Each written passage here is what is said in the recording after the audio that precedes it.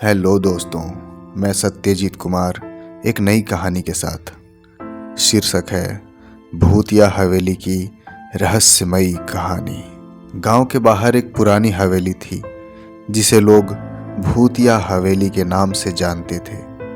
ये हवेली टूटी फूटी और जर्जर थी, लेकिन उसके चारों ओर ऐसा सन्नाटा था जैसे वहां सैकड़ों कहानियां दबी हों। हवेली के बारे में कहा जाता है कि वहां जो भी गया कभी वापस नहीं आया। ये हवेली कभी राजा प्रताप सिंह की थी। राजा ने इसे अपनी रानी के लिए बनवाया था, लेकिन रानी की अचानक गायब होने के बाद राजा भी पागल हो गए। कहते हैं रानी की आत्मा अभी भी उस हवेली में भटकती है। गांव के लोग वहां जाने से डरते थे, परंतु उस हवेली में क्या था कोई नहीं जानता था। एक दिन गांव में 4 दोस्त आए, अजय, रितेश, मीनू और पूजा। वे शहर से आए थे और एडवेंचर के शौकीन थे। गांव वालों से भूतिया हवेली की कहानी सुनकर उनका जिज्ञासा जाग उठा। अजय ने सबको चैलेंज किया, अगर तुम सब में हिम्मत है तो आज रात उस हवेली में चलते हैं।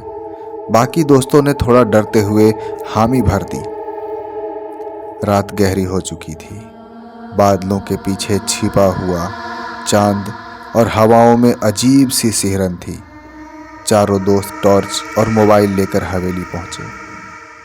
जैसे ही उन्होंने दरवाजे को छुआ, दरवाजा खुद ब खुद खुल गया। अंदर जाते ही उन्हें तेज गंध और अजीब सी ठंडक महसूस हुई। हवेली के अंदर फर्नीचर टूटे फूटे थे। दीवारों पर खून के धब्बे जैसे निशान थे और फर्श पर अजीब आकृतियां बनी हुई थी।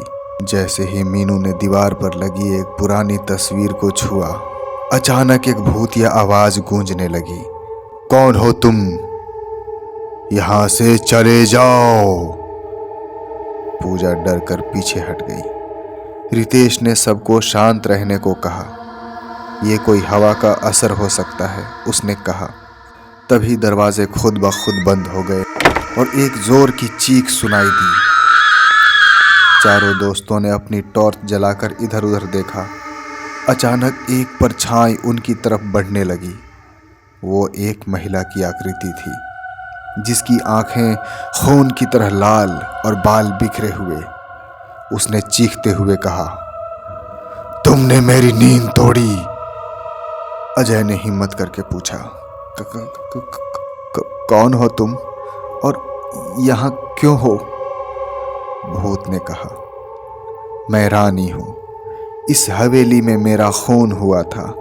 मेरी आत्मा यहाँ फंसी हुई है। जो भी यहाँ आता है उसे मैं अपने साथ ले जाती हूँ। ये सुनकर उन चारों ने वहाँ से भागने की कोशिश की, लेकिन उनके कदम जैसे जमीन में जमे हुए थे। दीवारें धीरे धीरे सिकुड़ने लगीं और कमरे का आकार छोटा होता गया। रितेश ने जेब से अपने बैग में रखा हनुमान चालीसा निकाला और पढ़ना शुरू किया। जैसे ही उसने मंत्र पढ़ा, भूत चिल्लाने लगी और कमरे की दीवारें फिर से फैलने लगी।